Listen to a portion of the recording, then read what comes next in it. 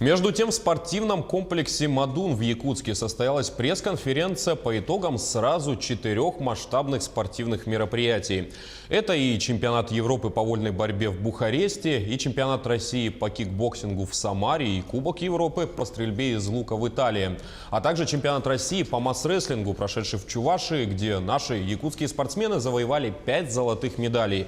Ребята и их тренеры рассказали о том, как прошли соревнования, своих эмоциях, впечатлениях, а также поделились планами на грядущий спортивный сезон.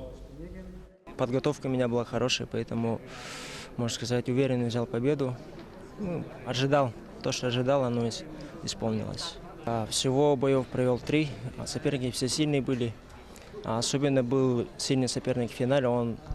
Спортсмен был из Тувы. Он являлся заслуженным мастером спорта, неоднократным чемпионом России, чемпионом Европы, чемпионом мира. Сейчас у нас 16 мая начинается учебно-тренировочный сбор в Алексине.